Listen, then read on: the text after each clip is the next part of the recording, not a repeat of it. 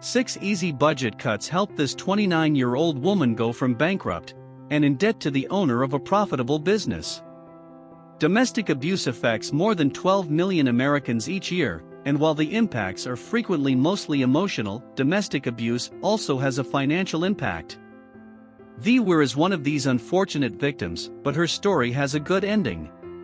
She was able to break herself from an unpleasant relationship and go on to succeed, eventually creating the popular personal finance website Vee Frugal Fox. She had to take charge of her finances if she wanted to be successful.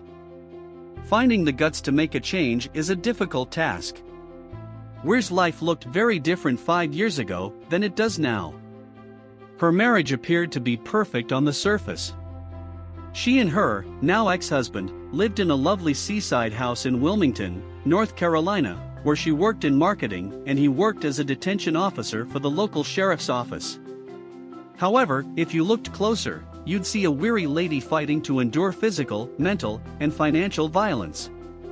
Weir's ex-husband made 3 times as much money as she did, and he took advantage of his financial clout by restricting her access to joint accounts as he saw fit.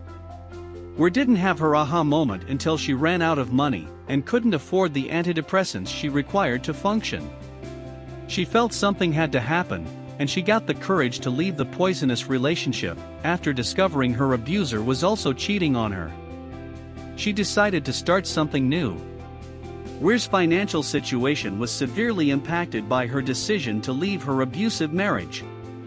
Her ex-husband covered the monthly payments when they were married, and Weir used her earnings to pay off $50,000 in debt, much of which her ex had accumulated. However, she had less than $1,000 in her bank account at the time of separation, and that was only because she had forgotten to add her ex to her account.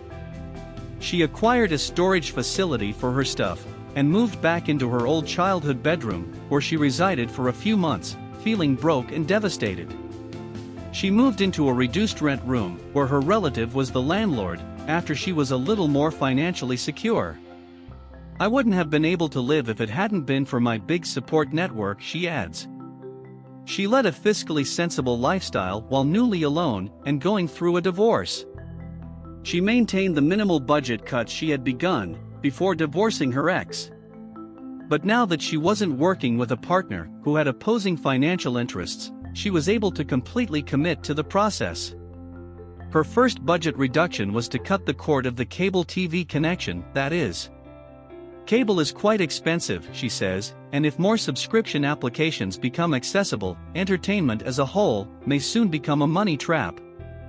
"That's why I ditched cable in favor of a couple of streaming apps." She dropped from a monthly budget of roughly $250 to barely $12. She eventually raised the amount to $20. This modest financial improvement allowed her to reclaim about $240 per month from her budget. Budget reduction number 2 is for new clothing and accessories.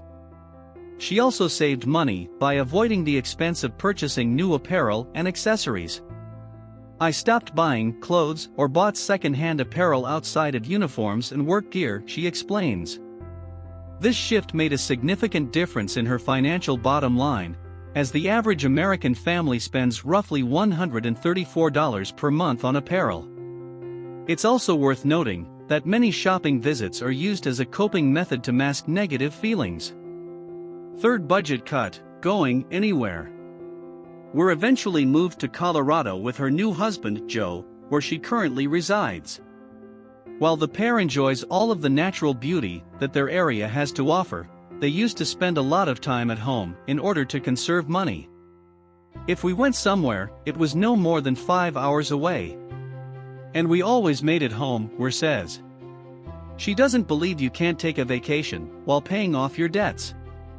However, she advises creating a budget and keeping track of your expenditures to keep vacation as reasonable as possible, while trying to pay off debt. "We wanted to pay off our debt faster, so we decided to stay in our house for a year and put whatever money we would have spent on vacations toward debt." With the typical vacation costing $1,145 per person, the couple saved roughly $190 per month as a result of their decision. Car payments are the fourth budget decrease.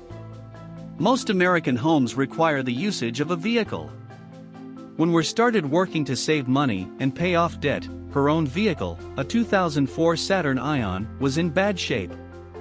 I wanted a new car, Weir says, but I knew it would require an additional car payment on top of what I was already paying.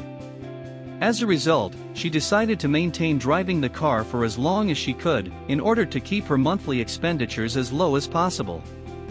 According to LendingTree, the typical monthly payment on a new vehicle is roughly $560 per month, so this option significantly increased Weir's monthly savings.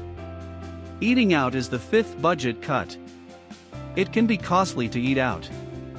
For many families, it's a significant financial setback. Weir recognized this and made significant adjustments to her dining out budget as a result. I'm not saying you shouldn't visit a restaurant while you're working off your debt. That's not feasible, Weir replies. I'm implying that if we cut our monthly dining out spending to 1 or 2 meals, they set aside some money for special date nights.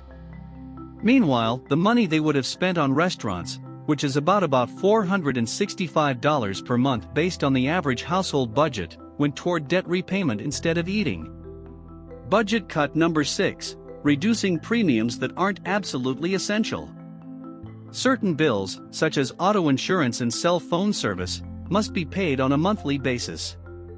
But that doesn't rule out the possibility of salvaging. Weir and her husband looked for lower-cost cell phone plans and lower-cost insurance rates, and the savings built up.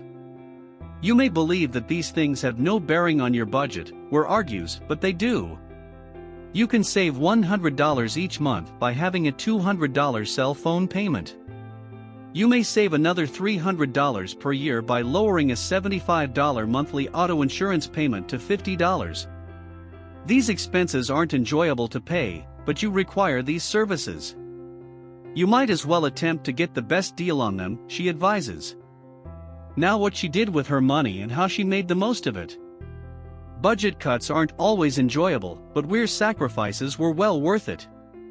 She was able to put the money she saved toward more significant goals, such as debt repayment and the startup of her own business. I was able to launch my firm, Weir Digital Marketing, with my funds, which has been a dream come true, says Weir. Now I get to help other creators in the personal financial field, educate individuals in my circumstance, says Weir. She paid off an impressive sum of $71,000 in debt over the course of 5 years. The key points for takeaway are: Weir is dedicated to teaching people, particularly women, how to take charge of their finances. Even if our partners take care of it, we need to make financial knowledge accessible and a priority in our lives as women, Weir adds. In today's society, this isn't an option, it's a need. I would have been in a really dark place if I hadn't learned anything about money. Protect yourself and your belongings. Friends, let us know what you think about Vee Weir's top 6 budgeting strategies in the comments. That's all for today. Rate the video and see you all soon.